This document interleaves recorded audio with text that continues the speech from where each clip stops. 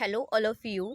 Okay, and last lecture में हमने intensity of electric field हमने फाइंड किया था किस पोजीशन के लिए, एंड ऑन पोजीशन के लिए। ओके, आज का जो लेक्चर रहेगा हमारा वो रहेगा आपका किस पोजीशन के लिए, इक्वेटोरियल पोजीशन के लिए। तो आप ईयर देखेंगे, यहाँ पर ईयर भी मेंशन किए गए हैं 2019, 17 एंड 11 में क्वेश्चन आया हुआ है बोर्ड एग्जाम में, यूके बोर्ड में। ओके, तो इसमें क्या होता है कि इसको इक्वेटोरियल पोजीशन को समझने से पहले हम क्या करेंगे, इसके फिगर पे फोकस करेंगे कि इसके फिगर के अकॉर्डिंग ये क्या है।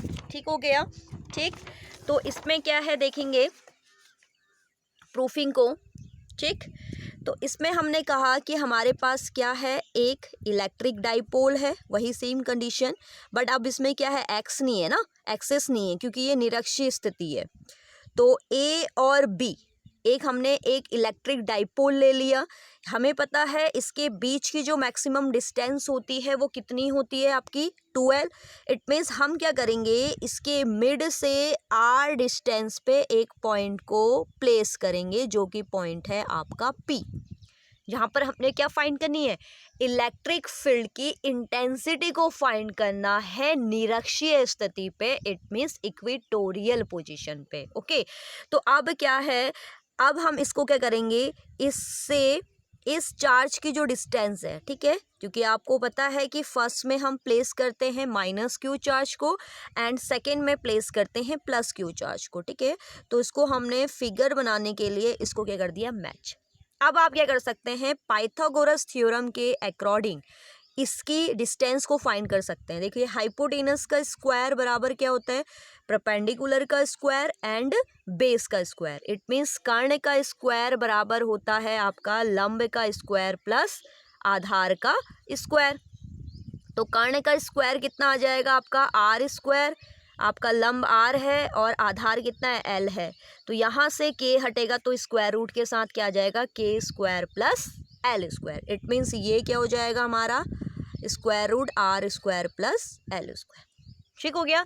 तो देखो यहाँ पर जो हमारी इंटेंसिटी ऑफ इलेक्ट्रिक फील्ड होता है वो एक क्या है, वेक्टर क्वांटिटी है। इट मीन्स निरक्षीय स्थिति पर इस पॉइंट पे जो इलेक्ट्रिक फील्ड की इंटेंसिटी होगी वो 2 फैक्टर पे डिवाइड हो जाएगी। और वो 2 फैक्टर क्या होते हैं, एक होता है आपका हॉरिजेंटल फैक्टर, इट मीन्स क्षैतिज घटक, और एक होता है हमारा क्या, वर्टिकल फैक्टर, इट मीन्स ऊर्ध्वाधर घटक। ठीक है, तो इसको हम क्या करते हैं, इस पी पॉइंट के लिए हम अगर अलग से फिगर बनाते हैं। ये फिगर क्या होगा, क्योंकि हमें पता है कि एक हॉरिजॉन्टल एंड वर्टिकल, जो इसके आपके ऊर्ध्वाधर घटक हो गए, ऊर्ध्वाधर में कौन सा एंगल होता है, साइन, तो ये हो गया E1 साइन थीटा और सेकेंड वाला हो गया E2 साइन थीटा। ओके, और इसके 36 घटक क्या होंगे आपके, 36 में कौन सा एंगल लेते हैं, कॉस, तो ये हो जाएगा E1 cos theta and second हो जाएगा E2 कॉस थीटा। तो आप देख रहे होंगे जो ऊर्ध्वाधर घटक हैं वो परस्पर लंबवत होने के कारण एक दूसरे को क्या कर देते हैं, निरस्त कर देते हैं, यानी कि कैंसिल कर देते हैं। तो इलेक्ट्रिक फील्ड की इंटेंसिटी को फाइंड करने के लिए हम सिर्फ उसके क्या, हॉरिजॉन्टल फैक्टर यानी कि 36 घटक लेते हैं। ठीक है, तो इसका परिणामी हम देख लेंगे, E बराबर क्या आएगा आपके पास, E1 cos theta plus E2 cos theta. सारा खेल इसका क्या है, फिगर का है। जिसको फिगर समझ में आ गया समझ लो आपका इजीली हो जाएगा। क्लियर हो गया? तो टोटल हमारे पास इलेक्ट्रिक फील्ड की इंटेंसिटी कितनी आ रही है, E बराबर E1 cos theta plus E2 cos theta. अब इसी को लेते हैं, टोटल इंटेंसिटी लेनी है ना हमें। ठीक, तो अब पहले हम देख लेते हैं माइनस क्यू चार्ज के लिए आपका क्या आ रहा है और प्लस क्यू चार्ज, तो दोनों के डिस्टेंस तो सेम है। तो आप क्या करेंगे, टोटल इंटेंसिटी, तो E बराबर हो गया हमारे पास E1 प्लस E2। तो E1 माइनस क्यू के लिए कितना आ रखा है आपके पास, E1 cos theta plus E2 cos theta. Clear है? अब देखेंगे हम, सपोज हमारे पास ये क्या है, इलेक्ट्रिक फील्ड है ना। अब मैं यहाँ पर अगर एंट्री लूँ तब भी मुझे करंट उतना ही फील होगा जितना इसके अदर पॉइंट पे होगा, क्योंकि ये पूरा एक क्या है, एक इलेक्ट्रिक फील्ड है। तो इसका मतलब हमें ये पता चला कि किसी भी पॉइंट को हम ले लें वहाँ पर हमारी इंटेंसिटी हमेशा क्या होती है, इक्वल होती है। मतलब करंट हमें सेम ही रिलीज होगा, ठीक है ना। तो इसमें क्या हो जाएगा, अगर हम E1 और E2 दोनों की जगह पे प्लेस करें किसको, E को, तो ये हो जाएगा E cos theta plus E cos theta. तो ये टोटल क्या आ जाएगा आपके पास, 2E cos थीटा। क्लियर है, 2E cos थीटा, ठीक। इसके बाद हमें पता है, अब यहाँ से देखते हैं इससे आगे क्या होगा हमारे पास, 2E cos थीटा है। तो 2E cos थीटा को देखें अगर हम, तो 2 तो आपका हो गया E होता है इंटेंसिटी ऑफ इलेक्ट्रिक फील्ड, जो कि होता है 1/4 pi epsilon naught Q over R square. अब देखेंगे R दोनों के लिए डिस्टेंस देखो क्या है, इस चार्ज से इस पॉइंट की डिस्टेंस भी square root R square plus L square है, और यहाँ इधर के साइड भी पाइथागोरस थ्योरम के अकॉर्डिंग ये डिस्टेंस भी क्या आ जाएगी आपके पास, R square plus L square. It means दोनों के लिए सेम डिस्टेंस है आपके पास, यानी कि square root R square plus L square. Clear है, ठीक। इनटू में क्या है, कॉस थीटा, ठीक।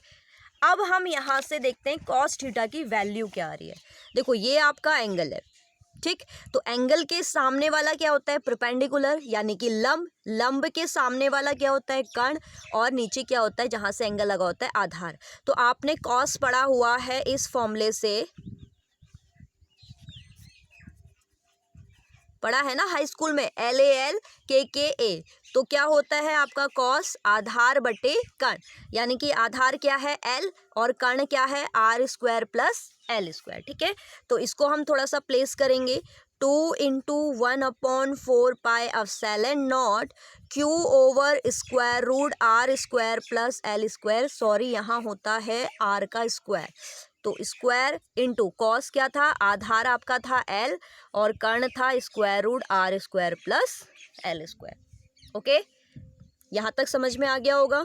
E vector, then E vector is equals to, again इसको सॉल्व करते, देखो 2QL, तो आपने पढ़ा हुआ था 2QL क्या, P बराबर आपने क्या पढ़ा था, Q इंटू 2L, जो मोमेंट होता है इलेक्ट्रिक डाइपोल का, यानी कि वैद्युत द्विध्रुव आघूर्ण, ठीक हो गया।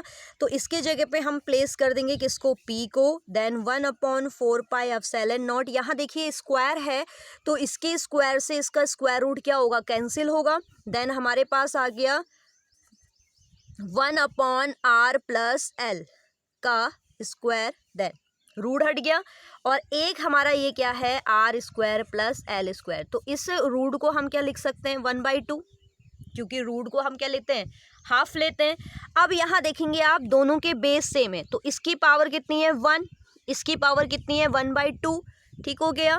तो यहाँ से क्या आ जाएगा आपके पास, E vector is equals to P vector upon 4 pi epsilon naught 1 upon, देखो R square plus L square की पावर 1 है और एक 1/2 है, तो एलसीएम लेके जब आप सॉल्व करेंगे तो ये कितना आ जाएगा आपके पास, 3/2 की पावर 3/2, ठीक। फिर यहाँ पर हमारा वही कॉन्सेप्ट कि R की कंपैरिजन में L की वैल्यू बहुत ही स्मॉल होती है, इसलिए आप इसको नेगलेक्ट करेंगे। तो फाइनली आपके पास आंसर आएगा 1/4 pi epsilon not P vector upon में, देखेंगे यहाँ पर जब आप रिप्लेस करेंगे तो आपके पास सिर्फ R बचेगा, ठीक हो गया।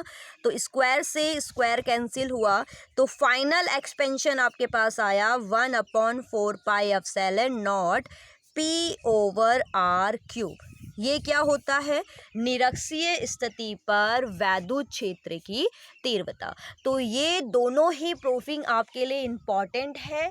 End of position, it means अक्षीय स्थिति पर E वेक्टर यानी कि वैद्युत क्षेत्र की तीव्रता, और निरक्षीय स्थिति पर वैद्युत क्षेत्र की तीव्रता। आई होप आपको ये वीडियो समझ में आई होगी, एंड नेक्स्ट लेक्चर में हम इससे रिलेटेड न्यूमेरिकल्स को डिस्कस करेंगे। तब तक के लिए बाय बाय।